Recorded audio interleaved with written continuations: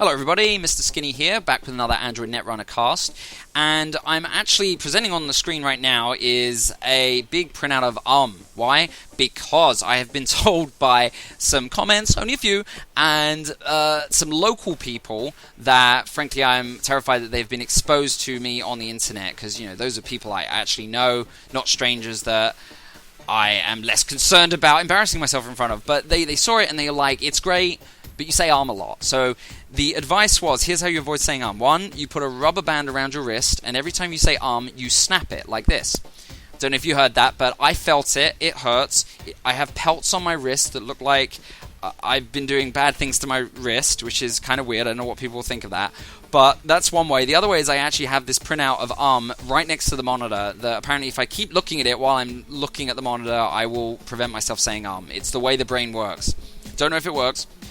But I'm gonna. Oh, and is allowed. I just decided is allowed. Is not, because is little.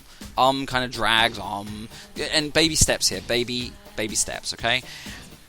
And I'm avoiding the swear jar idea as well, which is every time you say I have to give money to my YouTube subscribers. I feel like that's very, very dangerous, so I'm not going to do that yet. But we'll see. If this doesn't work, then drastic measures will need to be taken. Anyway, onwards to what we're actually going to do, and this is really this is an interesting game to me for a couple of reasons. The first one is the host of the game. I joined it, and he said he's playing Rielle, and I was like, who is Rielle? How are you going to do that?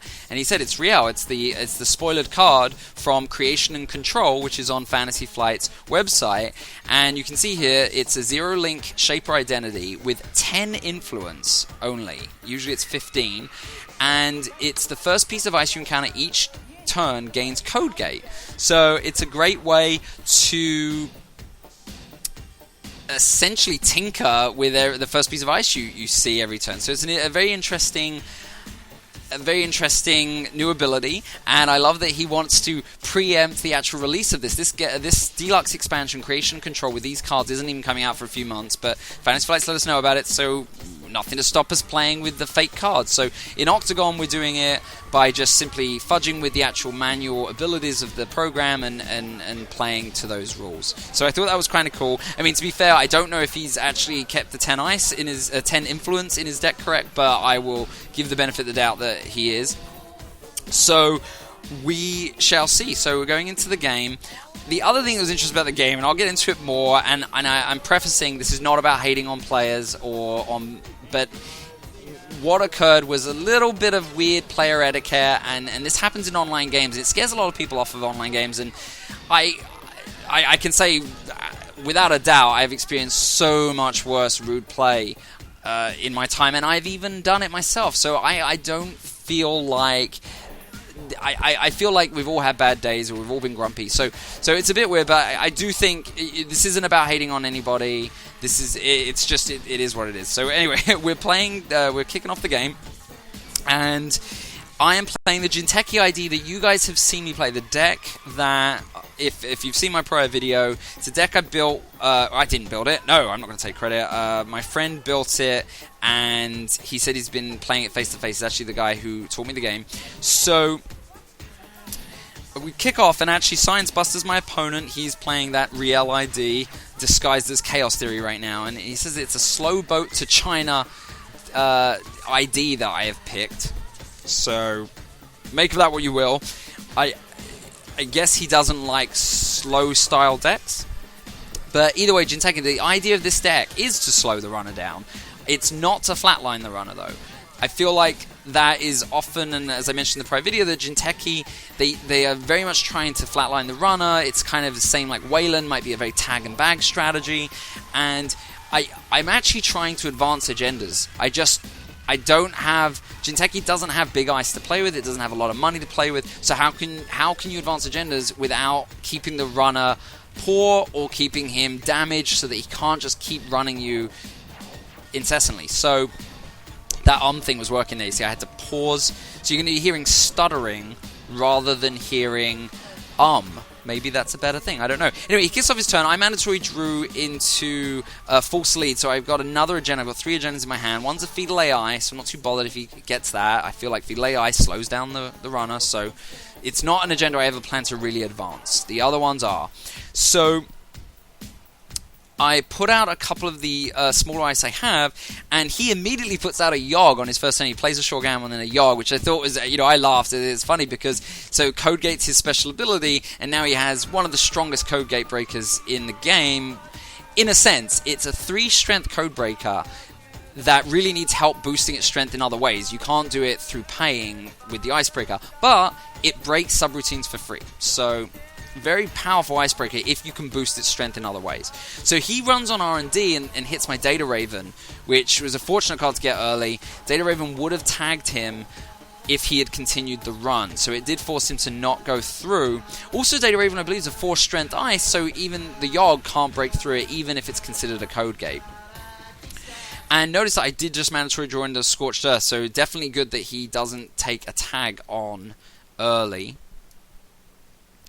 So that's what's going on. I'm now considering what to do next. I have a couple of ice.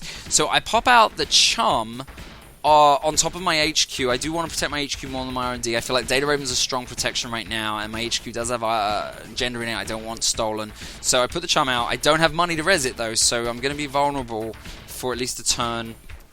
So he grabs a card for his first action.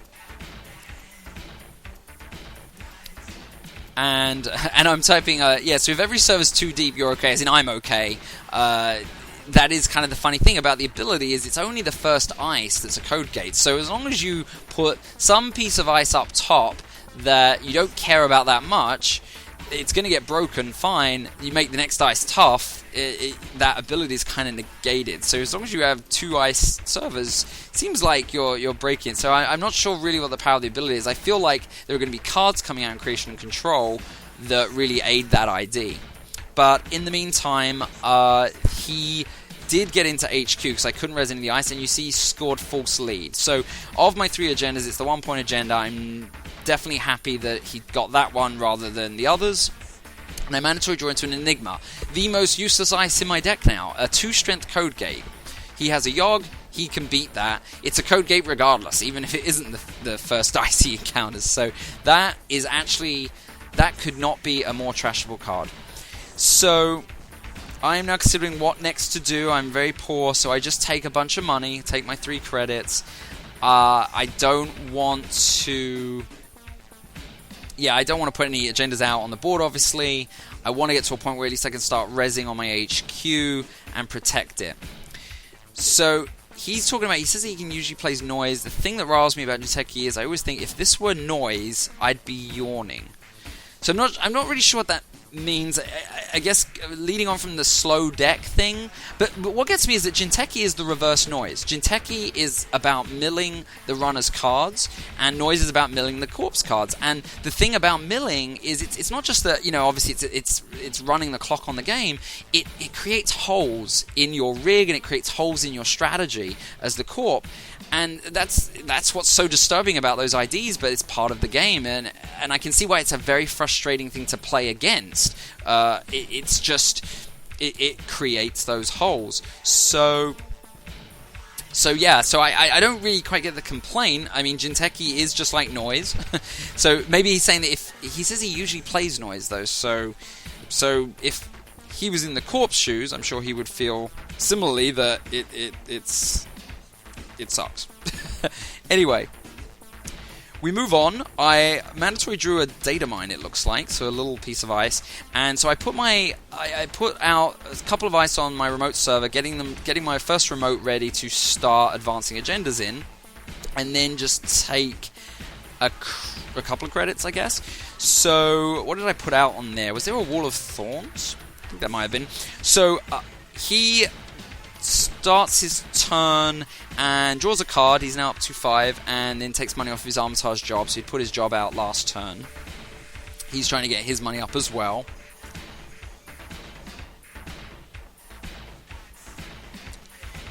And there is a pause. I'm not umming. I shall not during this pause. I will take a moment to reflect, let you listen to more cyberpunky music. I can't remember what this music is. If anyone wants to know, feel free to ask. So he pops out his Crypsis with a test run. So he used test run, 3-credit test run. So this card lets you bring any program out for an immediate install at no cost, but at the end of the turn it goes back on top of the deck. So it's a way of bringing the card to the top of the deck and even getting a few clicks ability out of it. But he has only 1 click left, so he's going to use Crypsis for 1 run on HQ. So he hits the Chum.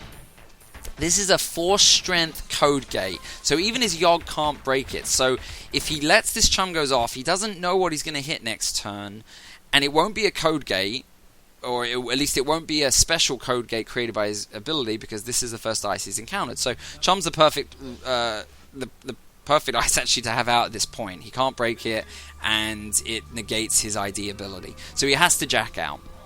So Crypsis doesn't get used. Crypsis wouldn't have got used anyway. There was no token on it. I can't imagine he would have let it get trashed, I would have thought. So I just start my turn and draw up 3 credits. I mandatory draw into a Wall of Thorns, so not a lot I can do at this point. I don't want to put agendas out. I don't have the money to res everything going, so just drawing cards. I feel like my HQ is pretty well protected, so I'm fine keeping the agendas in my hand at this point. He draws a card, grabs another couple credits off of Armitage, and is figuring out his next 2 clicks.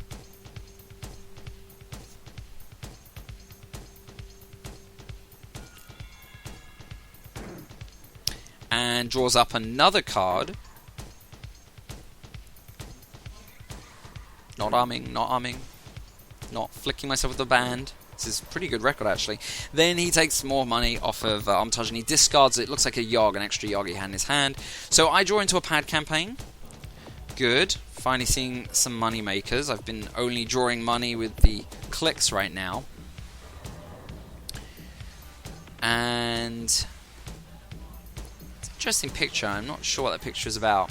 Haven't really explored the lore of Android Netrunner very much, or Android, I suppose, the Android books. I go ahead and install the pad, and I protect it with one of the ice. I forget which one that was, but nonetheless, I don't think it was actually... Was that the data mine? I don't think I was really aiming to protect it that hard. It's a 4 cost to trash. I felt like if he wants to trash it, I've drained him of credits, delayed him even more. You kind of have pads out feeling like you're probably never going to really keep them out that long, but I don't know, maybe with Jinteki they're a little more safer because runners are timid about running servers. But he draws a card and takes 2 off of Armitage and then goes on into R&D. So he has 1 click remaining, so I guess the idea is he's fine to take that tag because he'll be able to remove it next turn. And then he starts to spend on his barrier breaker, which is odd. Oh wait, okay, yeah, so he realizes his mistake, so that's fine. I assume he'll take it all back. Yeah, he takes it all back, so I'm fine with that. I am not a big stickler for if you've made an action but have not caused anything to be revealed by whether you've drawn a card or there's been no reveal of information, so fine, take back. So he's now figuring out what to do with his second click.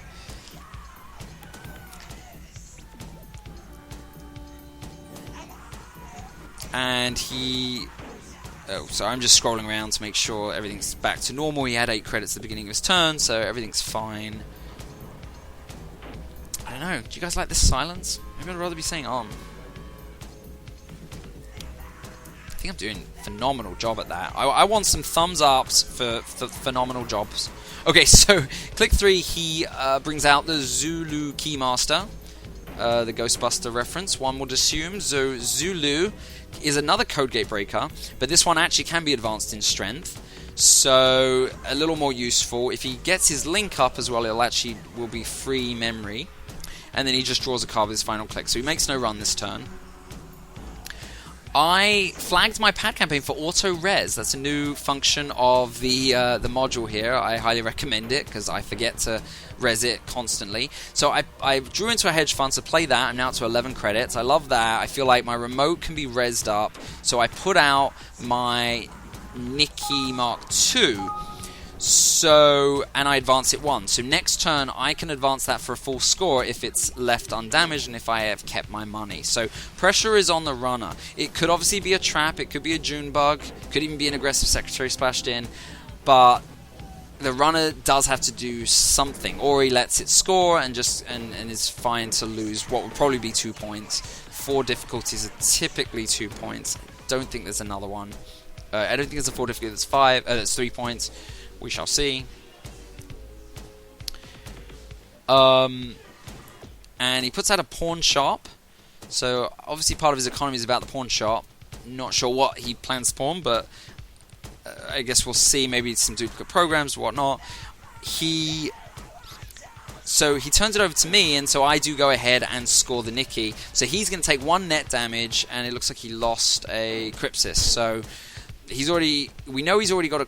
Actually, no, we don't. We know he got a Crypsis at the top of his deck, which he's already drawn, so maybe he's lost his only Crypsis there. So he lost Crypsis from me scoring the Nikki, but the other big thing is that, and you notice, as you mentioned, don't F3 is succeed in a run, so don't F3, please, until I react, because, you know, sometimes folks can just, you know, trigger happy. I've succeeded in the run, but I get the opportunity, there's a window to react and say end the run right at the moment he approaches the server. Which can be obviously very frustrating. You've spent a lot of money to get through, and then it just gets ended. And there's not anything the runner can do about that. It just sits out there in a painful way. So he decides he grabs some more money, pawned off his Armitage job that only had 2 credits on, so he nets 1 credit there. He Zulus through the Data Raven, so he takes the tag, the mandatory tag from Data Raven, but then breaks the ability of the Trace, which would give me the ability to tag him at any time. So he's through. I say go ahead. I decide not to use the Nikki there. Figure get a free look at R&D. I've seen some agendas, so I'm hoping there isn't one right there for him. And I figure the Nikki is better to use on a much more expensive run and one probably where you know there's an agenda going to get hit, like in a high probability HQ run or a remote server. So he's in. It looks like he didn't find anything. And he draws up a card, takes and then loses his tag. So he remembers to lose the tag, which is good news since I do have the Scorched Earth, although he has 5 cards, so it wouldn't have knocked him out of the game. So I get the dedicated server. This is one of the newest cards, number 72, so I think that's the latest expansion. So this thing, it gives you 2 recurring credits to res ice, and it costs 3 to res, so you've got to protect it, probably. And in addition, you will net loss 1 on it the first time you use it, which is pretty standard in this game. Most things seem to net you a loss in the first turn you use it to I guess, put some risk there in bringing them out. So I decided at this point I want to go ahead and put out a bunch of remotes. I don't have any agendas in my hand. I don't have a whole lot of ice, so I guess I just figure, play that little shell game and see where we are. Maybe distract from Data Raven so he doesn't keep looking at my R&D. I don't know. So I put out another pad. Also, I'm happy to drain him credits. He's only got 4 credits, so sure, let's distract him on these things if he wants to burn the pad. So he does go ahead and run immediately on pad. And he'll see it. Will he trash it? It'll be all of his money. He doesn't trash it, so that's good. Wasted a click there. And then what will he do to move on? He's got 3 clicks left. He is thinking.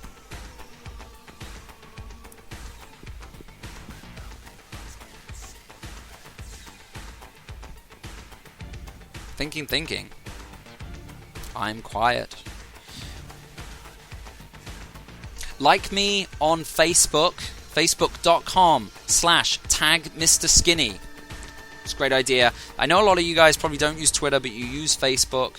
So I will be posting to Facebook every time I put up a new video and any random comments of the day. So love for you guys to follow me there. Alright, so he has kept moving. So he drew a card and he took Armitage and then he put out a Personal Workshop. So he left Pad alone, left the other one alone, the other server. So I get 2 pads out, so I'm now earning 2 credits a turn, which is pretty sweet.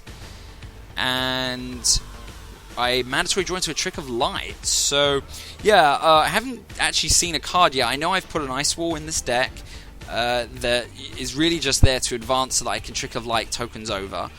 I have some June Bugs as well, and those those also are really not to catch the runner, but it'd be great if they do, but it's mainly to also trick of light those tokens. But I haven't seen anything to do that. So I put my Wall of Thorns out on R&D. Seems like the weakest protected server right now. I do have money to res, so it seems the time to do it. And I take a couple of credits and turn it back over to him. So he puts out a Femme Fatale on the workshop, so that's obviously a great card to get past the really powerful ice, and it's it might not come out right away, but it's going to be gradually getting cheaper and cheaper on that workshop. And you see I'm saying, oh, my Data Raven, because typically that, you put it on Data Raven and now you don't ever have to worry about that tag again, and it just turns that ice into a 1 credit to break. So a good card to use it on. Obviously you might want to use it on things like Toll Booth as well, and I do have Wall of Thorns out there, so maybe on a Wall of Thorns, but we shall see. So he has only 5 credits, so he's not going to be bringing the Fem out this run, but he runs on R&D. This is a decision for me. I've got 11 credits, but it looks like I decided to res it.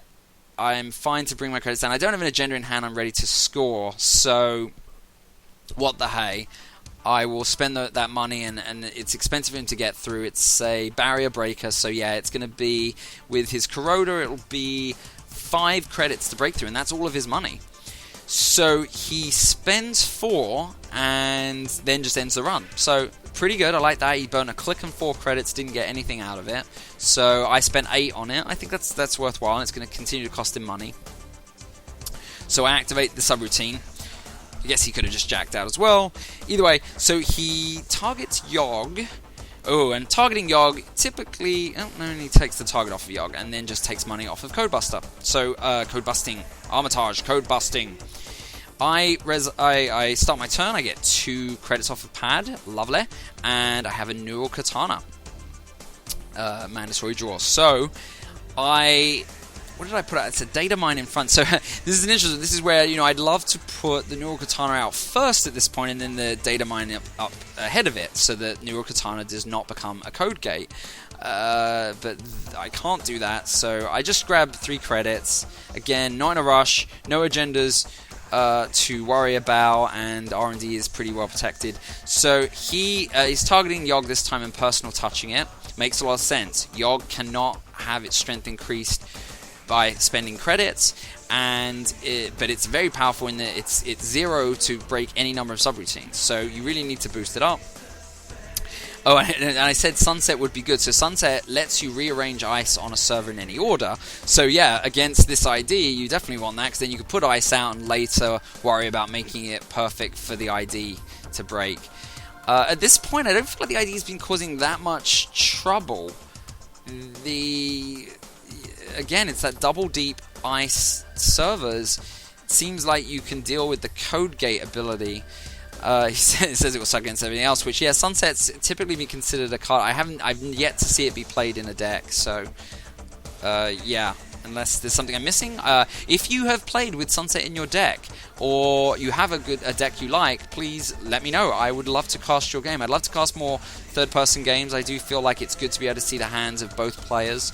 It makes the commentary just more fulfilled. Also gives me something to do on the other player's turns. So all I can do is sit here and wonder what he's going to do next.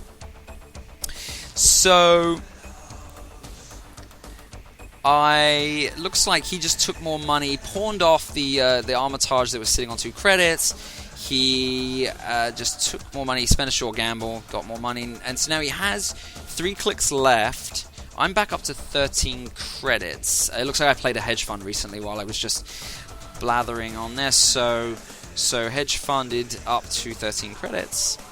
Oh, and I picked up another Data Raven. Love to see that. As you can see, it's been quite an impediment to getting to R&D, so I do like seeing that Data Raven.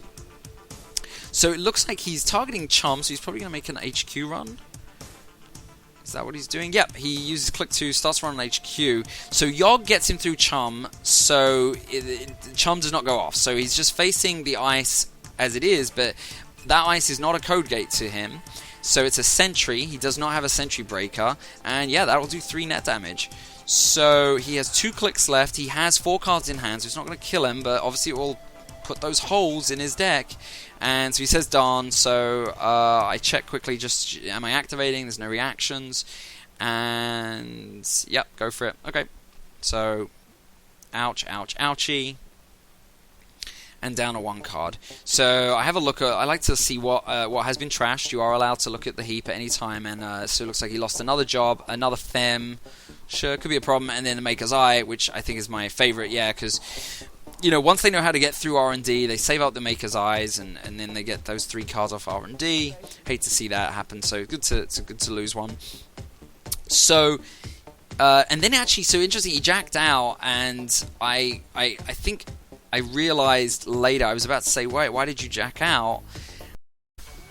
So there's actually going to be a quick jump cut in the video there. I actually had to stop it momentarily for real-life obligations, so I am trying to kick off. I know I was in the middle of a thought about why did he jack out of this run after taking neural katana damage. That was pretty simple. He only had 1 card left in his hand. I'm just going to kick off the play button here. I think I'm in about the right place. And he only had 1 card left, so if he had continued the run and hit a snare, if he'd hit a feeble AI, he wouldn't have been able, he would have died. So he didn't want to take the risk on that, smart play. And so he just draws up a couple of cards instead, turns it back over to me. I'm going to come clean, my rubber band came off. I've lost my rubber band. If I am saying arm, I do not have a band to slap myself with, so, but I do have my arm sign. So I mandatory draw into a snare. My first snare of the game, I believe. Wow. Never ever start one of these, stop and come back, because wow, have I kind of lost the flow. But I really want to finish this off, get this out. So it looks like what I did is I took away that useless, I believe it was a code gate on the server there, and I put out a Data Raven instead. Because the Data Raven is awesome, and it will strengthen my first remote there. So I put that out, and I think I just took a couple of credits. Back to Sciencebuster. He draws up a card, so he's now at 4. And I start to move my servers over. That's great. It's not an intimidation tactic, let's be serious, it's just I need more room for my remotes, but who hasn't done that in the real game as well? They start out spreading them all out nicely, and then it's like, okay, we're going to need to cramp this up a bit, I've got more remotes coming. So he draws up another card, and then puts out his Dinosaurus. So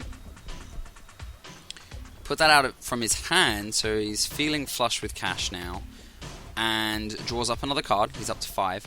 So I mandatory draw into my Trick of Light, second Trick of Light. Still yet to see a single card to put an advancement token onto. But what are you going to do? I think I really... That might be something to look at to work on the deck. Now you see I drew again because I'm obviously feeling better about this remote server. He has 7 credits, but I'm feeling like it's time to start advancing quickly. I am quite rich at this point, so it's got to be time to put to get a server scored or an agenda. And you can see I'm definitely conflicted what to do. So I do go ahead and put the Brain Trust out in the first server, and then start with the really working the shell game. I said it. Okay, I'm gonna smack myself. Wow, I was on point until I made that break. But so we put 2 more servers out, and one of them is the snare. I guess I figured at this point that he hasn't run my HQ the whole game, so the snare sitting in my hand is not doing any good at all, and I need to keep him distracted from that first remote. Like, even if he's going to run the first remote, he has other targets to hit, and as many clicks as I can use up, as much money as I can burn from him, I want to do that so that he doesn't go after the real thing. So he puts out a Gordian Blade, and he puts the Gordian Blade onto the Dinosaurus, and then immediately goes into the snare. And actually, you'll note that he accessed that snare. He did not ask me, do I want to allow him to continue the run? I have Maniki there. And so it's funny, but because he rushed that, which he shouldn't have. He actually took damage when, if he'd have asked me, do I want to use the Nikki, and I hadn't used it, that would have made me very suspicious, because it's an open server, and why wouldn't I want to prevent him stealing? But that said, he also... he had a click left, so even if I'd have ended the run there, he would have got in next time. So maybe, I probably wouldn't have used a Nikki, but he should have still asked. So, either way, he did take the tag and remove it immediately off the snare, and he took all that damage, so he's down to 1 card. I went ahead and scored the brain trust that I'd put in last turn, so the distraction worked. He ended up getting hit by something and he couldn't risk going off to another remote, so I get to score again. I'm now up to 4 points, 4 points to 1 at this point. I don't get any special power off the brain trust because you have to over-advance it, and I definitely didn't feel strong enough to do that. I wanted that agenda scored. So he just draws up cards. He's now back up to 4 cards and takes a credit. Again, the Jinteki way, slow them down. They've got to keep drawing cards. They're losing cards they want.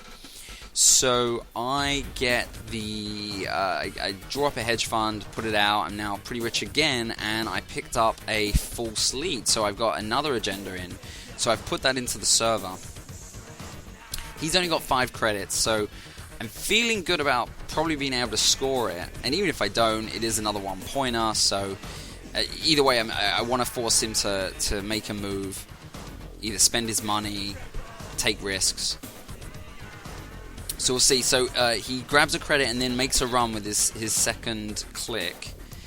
So I have that Data Raven, and he doesn't know what that is. So I actually go ahead and I think I missed out on rezzing this dedicated server from some other ice, but so I pay for the dedicated server, then I res Data Raven. So I've actually net lost 1 there. But it will help me in future rezzing. Not this turn, I can only use it once a turn, those credits. So I get Data Raven up, and so he's going to have to take a tag. He does have 2 clicks left, so he's going to be able to clear that tag, so he does take it, and then he uses Gordian to break the trace, which would give me a token to give him more tags. So I do go ahead and res the Wall of Thorns. I have the money, only losing with 2 credits, but I feel like, he's got to work pretty hard to beat this Wall of Thorns. It's well worth doing, and there is an agenda in there after all. So he actually pops out his Femme Fatale, so that costs him 3 more credits, and he's femming the Wall of Thorns, which isn't too bad for me. I'm glad to see that femmed instead of the Data Raven, I think. I like him to sit on tags. So he breaks through the fem. He only paid 1 credit to bypass, and you need to pay per subroutine, so he only paid the 1, so I'm asking him to pay 2, because it could be significant. That, 1 credit is always significant in this game, so... So he's asking if I want to react on the run, but before that I want to correct the credits, so he does that 1 per subroutine, he takes another credit away.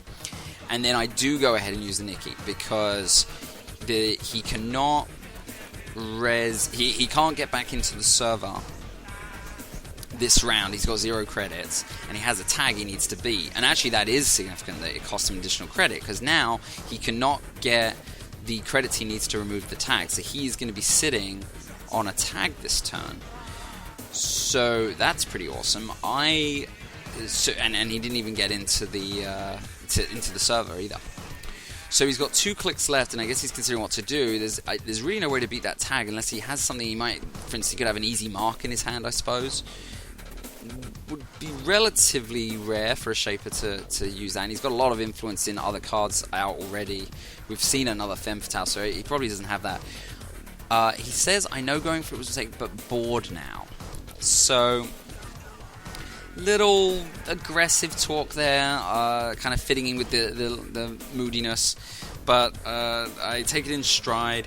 I actually didn't think it was a mistake at all. He needs to spend the money at some point, and he needs to burn my Nikki Mark II token at some point. So, it was the right play. I forced his hand. He had to, get into that agenda.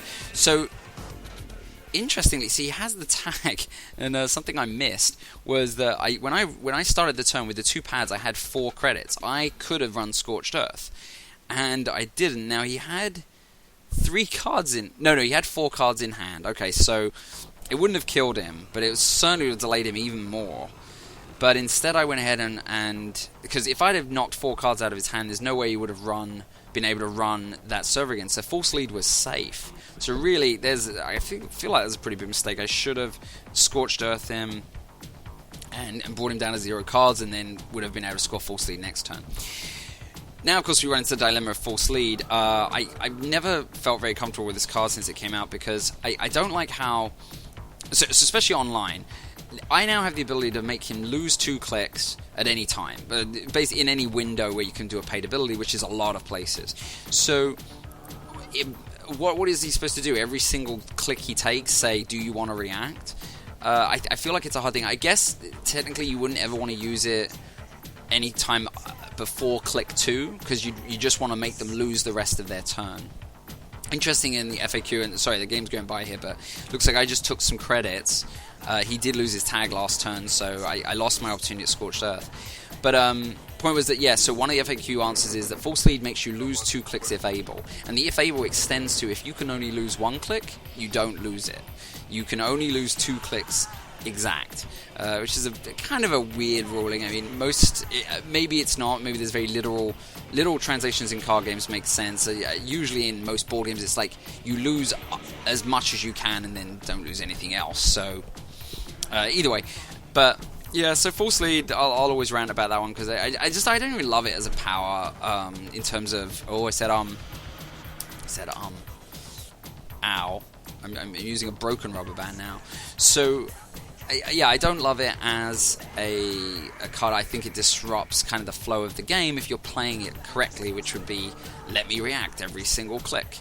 So either way, I should use it at an opportune time. Usually you'd use it, I guess, during a run where clicks can break subroutines. Maybe use it to delay a run on a server. It's very close to the end of the game, that sort of thing. So anyway, I mandatory draw into. He's just been working down the stuff on his personal workshops, it looks like, gaining cards and gaining credits. So, and he did put out. No, see, he's just been doing that. I've been just drawing. I am looking for an agenda at this point because I have lots of money. He's relatively, he's got not much money at all, so I wanna get that out. So I have to discard 2 or 3 ice there, it looks like, and I've drawn into, and I did get a hedge fund, so it got me some money, and I drew into a June bug, which could be a good decoy. Throw it out into that remote server. You can even put it in there, advance it once, make it look like yet another Nikki. So I didn't do it that turn. He draws up a card, grabs 2 credits, and then starts a run on archive. So I guess he's trying to keep me honest. He saw I discarded a number of cards. I'm not sure why I would ever discard an agenda, though, at this point. My hand is decently protected. My HQ is decently protected. I don't think I would rush out. So I did draw a Brain Trust, and I go ahead and put it out in the first remote. And I put the June bug out into a new server.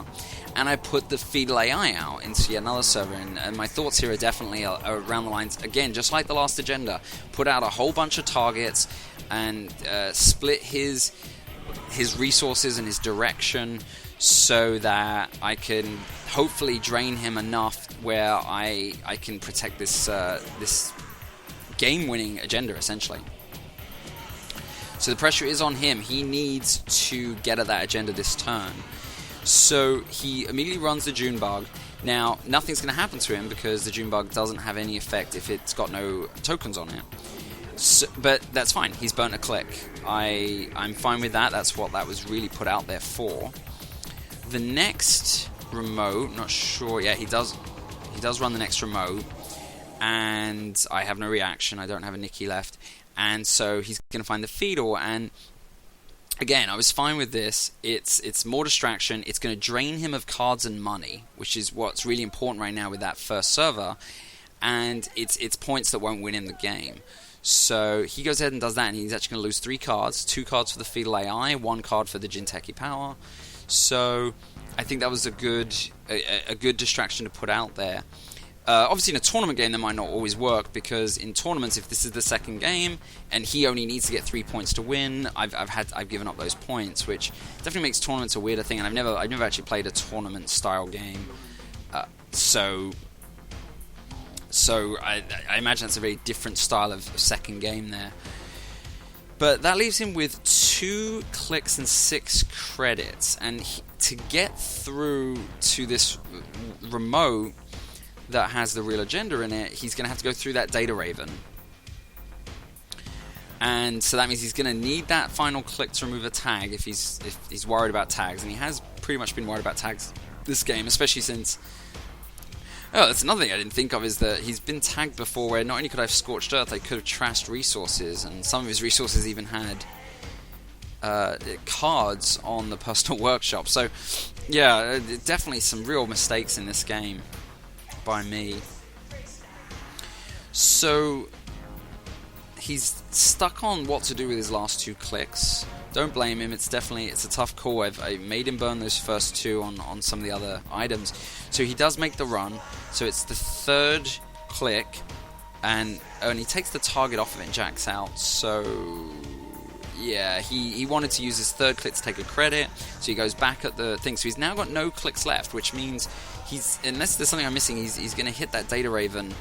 So the first card I put up there, again, it was really just to take away that Code Gate ability, and it's the Data Mine. So so it's essentially a Code Gate Data Mine. He can break that with the Yogg for no cost. So now he's hitting an actual Sentry Data Raven, of which the only thing that breaks that is the Femme Fatale. It's expensive to do it because it's 2 credits per subroutine, per strength rather.